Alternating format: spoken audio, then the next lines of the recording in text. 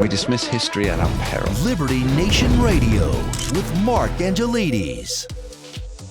And we're back on Liberty Nation Radio. I remain your host, Mark Angelides, and we continue to be joined by long-time host of this here radio show, perennial guest, Mr. Tim Donner. Tim, thanks ever so much for sticking with us. Earlier in the show, we were talking about how Trump could avoid the two-term curse. But what this really comes down to, and I think we both agree on this, is that everything that Trump wants to accomplish has to be in place by 2026. Now, could you tell our listeners and viewers why that is? Well, there's a number of factors. We spoke earlier in the show about the so-called two-term curse and how the second term of a two-term president tends to not amount to much at best, or can be plagued by scandal, whatever.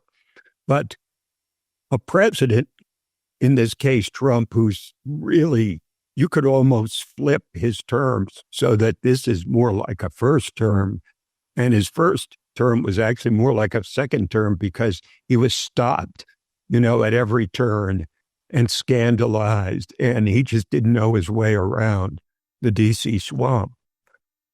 But it's always been true that a president coming in fresh, and essentially Trump has to get things done at the height of his leverage and his political capital, which is right after he's won an election, especially one that he won decisively. This is not like 2016 where he lost the popular vote. This time he won the popular vote. It's not like 2016 when his election was met by widespread protests. This time there were no protests because there was nothing to protest. The outcome was so clear, and he won the popular vote. So that gives him an incredible amount of leverage, especially for someone who has audacious plans for remaking the federal government over the next 4 years. Those first 100 days are when the voters and even the opposing political party are loath to demonize him, loath to oppose him, except to the extent they absolutely have to. And it also means that after the first 100 days, you put your most controversial things into play, which then opens the spigots for all the critics to second guess, to regret their vote in the case of voters, and to basically harden the opposition, which is really the point of opposing parties. But I think most of us would say the term loyal opposition has never really applied to the Democrats in the era of Donald Trump.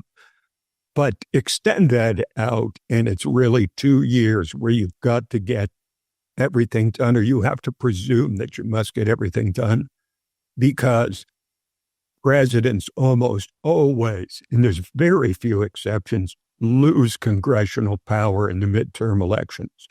The House will generally head in the opposite direction from the party holding the presidency. The Senate can tend to it's not quite as black and white with the Senate.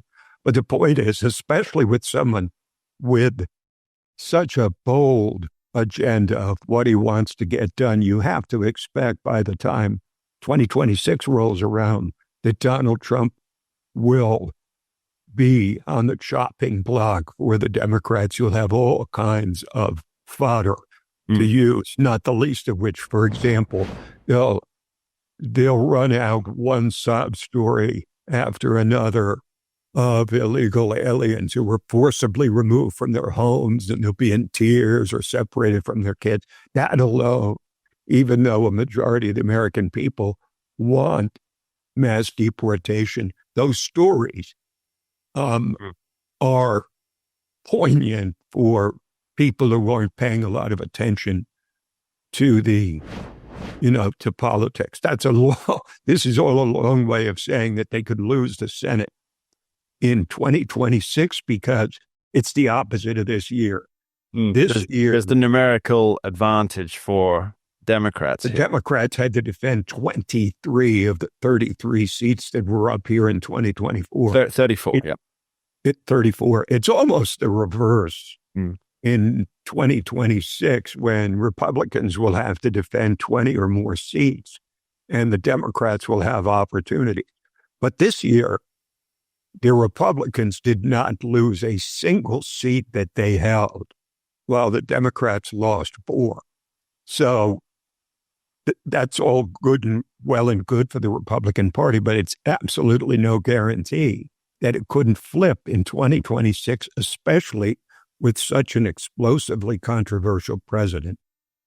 Yeah, there's going to have to be a lot more defense than offense this time around for Senate Republicans. And this comes under new leadership as well, with the new Senate Majority Leader John Thune, replacing Mitch McConnell for the first time in, I guess, 17 years or something that he's been at the helm.